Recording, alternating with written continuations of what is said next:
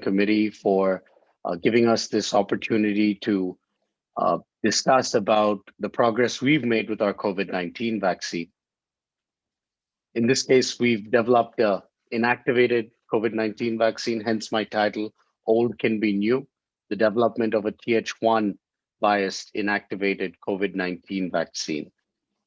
Apart from heading business development and advocacy at Bharat Biotech, I'm also the project lead for our SARS-CoV-2 vaccines.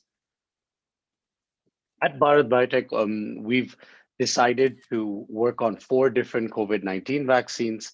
Just like how there are different waves of infections, we also believe there are going to be waves of vaccines. We've already licensed our first generation vaccine, which is the vaccine I'm talking to you about today. This is in collaboration with the Indian Council of Medical Research. Our second and third generation vaccine candidates are in collaboration with US academic institutes. Coming to BBV-152, which goes by the trade name of Covaxin. This is a whole virion inactivated vaccine. So this technology has been used for several decades. It's always found to be conventionally safe. And there are various other vaccines that are based on this vaccine manufacturing platform. With regards to the adjuvant we've used in this vaccine, we were quite cognizant of the drawbacks of using aluminum hydroxide, otherwise known as alum, as this is predominantly results in a Th2 response, where you only get short-lived antibodies, humoral antibodies. But what we've done is we've licensed this adjuvant, which is alum absorbed to an imidazoquinolone molecule, which essentially stimulates the TLR7, TLR8 pathway. And it leads to a balanced response, whereby you get a Th1 response, inducing humoral antibodies, and also cell-mediated responses are also quite observed. So this adjuvant has been licensed from a company based in America. This adjuvant was also funded by the NIAID for several years. And this is the first time that this adjuvant is being used in humans. It's for the purpose of this presentation, I'll be referring to this adjuvant as Algel IMDG. Coming to our collaboration with the Indian Council of Medical Research, so it's a tripartite agreement with ICMR, and it's a subsidiary, National Institute of Virology, and Bharat Biotech, whereby we have acquired the virus strain from this organization, and we are developing it in our BSL-3 manufacturing facility. This facility was in fact constructed at our Genome Valley campus, which is our primary campus. It was constructed for injectable polio vaccines. And we were able to quickly repurpose this facility for COVID-19. These are actual pictures of my colleagues working in the current facility. And over the last year, we've made a considerable amount of progress with Covaxin. We've conducted all of our preclinical and clinical development in-house. We've conducted preclinical toxicology and immunogenicity studies in mice, rabbits, and rats. We're the only vaccine candidate to have conducted 2 preclinical protective efficacy studies, or live viral animal challenge studies, in golden Syrian hamsters and in non-human primate macaques. Based on the positive results of those preclinical findings, we were able to quickly pivot towards a phase 1 and a phase 2 clinical study. We'd also assessed our sera, post-vaccination sera, against various variants of concern. My last couple of slides will be detailing that out. And we've recently reported promising interim efficacy from our phase 3 clinical study, which is being done in 25,800 volunteers, and the efficacy is 78%. And throughout this whole process, we were very cognizant of the fact that our data should be available publicly and widely. So in that regard, all of our studies, which have been conducted by us, are all published in leading peer-reviewed journals. Coming to the preclinical studies, the macaque paper and the hamster paper are already available on these 2 journals. Essentially, what we noticed was that by getting 2 doses of BVV-152, these animals were able to show a good amount of viral clearance, not only in the lower airways, but also in the upper airways. And this is after challenge with live COVID-19. Moving to the phase one clinical trials, which was published in Lancet ID, where we had conducted a double-blind phase one multi-center trial to evaluate the safety and immunogenicity of BBV 152. We were able to collect some positive results from that, where we quickly moved towards our phase two clinical trial, which is also published. One interesting part of the phase two was that in this report, which we published in Lancet, we had also included a 3-month follow-up report from our phase one clinical trial. So we were able to assess the the durability of immune responses post dose two. And essentially, the main finding in our phase two study was the post-vaccination responses on day 56. So this is 1 month post-dose two, which were fairly equal to a panel of convalescent sera. And these are all live virus neutralization studies that we do in-house. And it was based on this finding that we were able to select a 6 microgram antigen concentration combined with this novel adjuvant of Algel IMDG. And because we've used this adjuvant of Algel IMDG, to no surprise, we were able to notice a huge skewness in terms of a Th1 bias response with high amounts of interferon gamma, TNF alpha, and IL-2 production.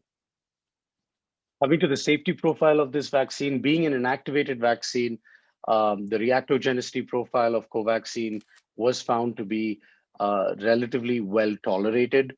Approximately 12% of the participants reported at least one adverse event throughout the course of this study.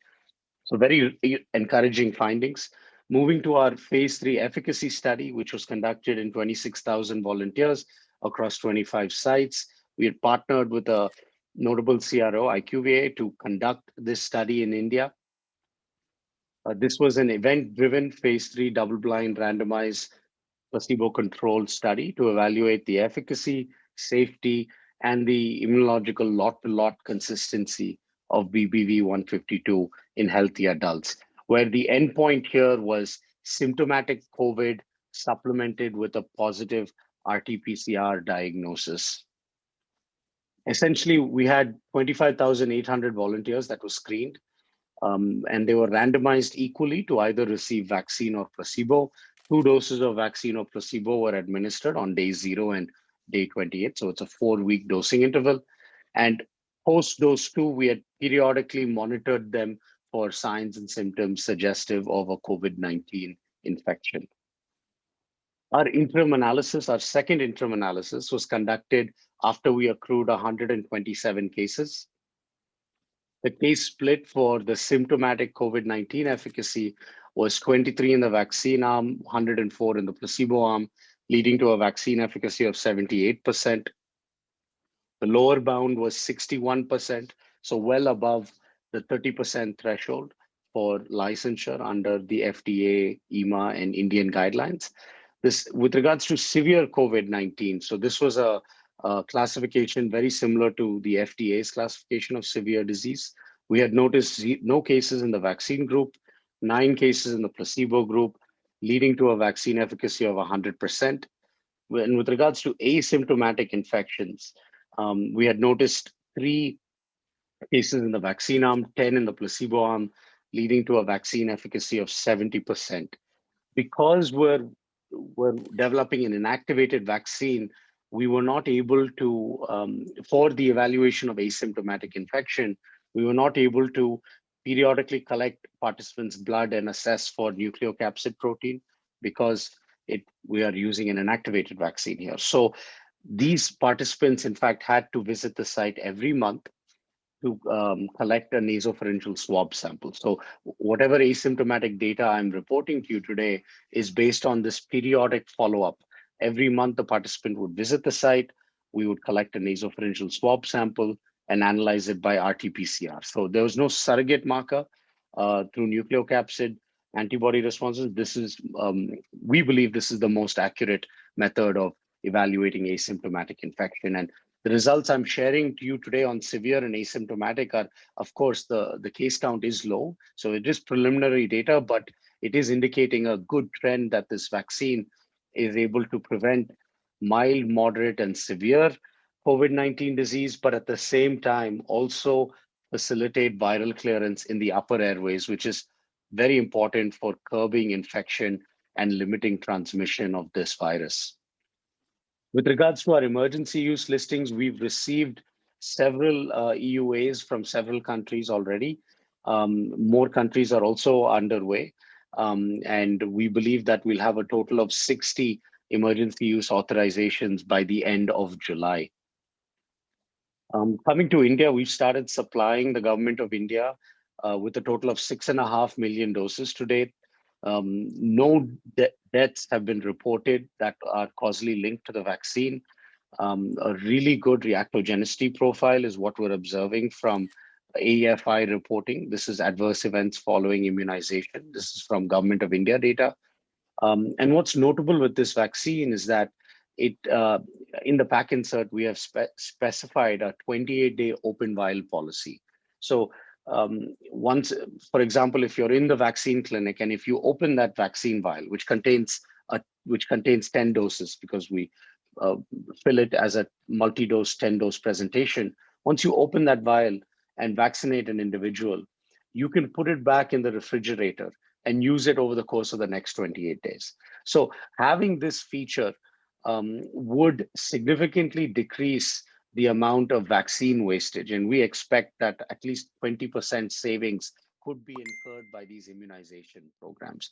Many other of the other licensed vaccines that are out there, once the vial is open, it has to be consumed within a certain time period of 6 hours or 8 hours or so. But with Covaxin, we have that luxury of 28 days to exhaust the entire volume that is present in that vial. With regards to the variants of concern, this is something we are actively evaluating. We've done it with 3 strains so far, and all of our data is published. This is the first paper which is highlighting the neutralizing activity against the 117 variant, which was first isolated in the UK. What is notable to mention here is that Covaxin is based on not the Wuhan variant, but the D614G variant. So this is the homologous virus strain that we used for our print assays. And we compared it with a heterologous strain, which is the UK strain.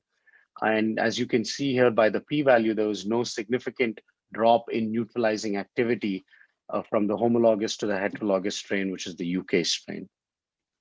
Moving forward, we also assessed it against the P2 strain that was first isolated in Brazil. This data was recently published on bioRxiv, and it's making its way to a peer-reviewed journal as we speak. The results here confirm that a modest 1.9-fold reduction in the neutralization titer was witnessed. So between the homologous strain and the heterologous strain, there was a 2-fold drop in neutralizing activity, which is expected from all vaccines. But I would like to comment here that the drop in neutralization was not significant, meaning we didn't notice. It wasn't more than 2-fold. It wasn't 5-fold. Some vaccines have been reporting higher drops in neutralizing activity, but we were able to notice a 2-fold drop. It was still statistically significant, but the drop was not as drastic as we had imagined, which is, I would say, a positive finding.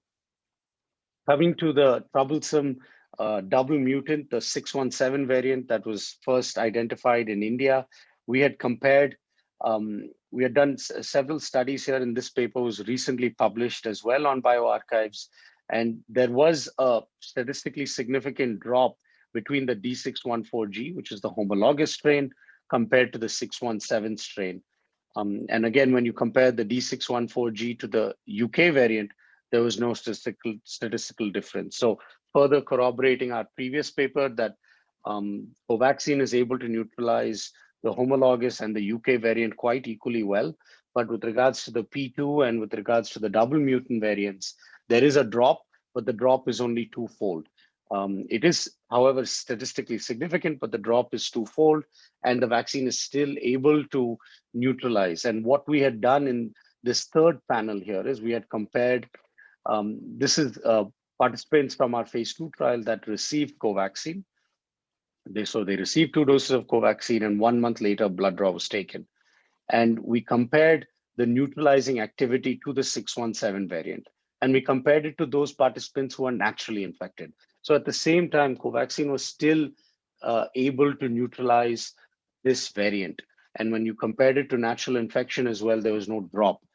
So again, very promising results. We're also eagerly evaluating the neutralizing capability against several other strains as well. I think the South African variant is up next, and we should have those data possibly within the next couple of weeks. With that, I would like to thank you for patiently listening. We're really fortunate that we were able to embark on this project, and within 1 year, we were able to successfully co-develop this project with the government of India, and that this vaccine is showing good efficacy, about 78% efficacy in clinical symptomatic COVID-19 disease, 100% efficacy towards severe disease, and also some amount of cross protection to the variants of concern. We are currently working eagerly towards scaling up of our GMP facilities to an annualized production volume of approximately 500 million doses per annum. With that, I would like to thank you very much for your time. Take care, stay safe, and continue to wear a mask.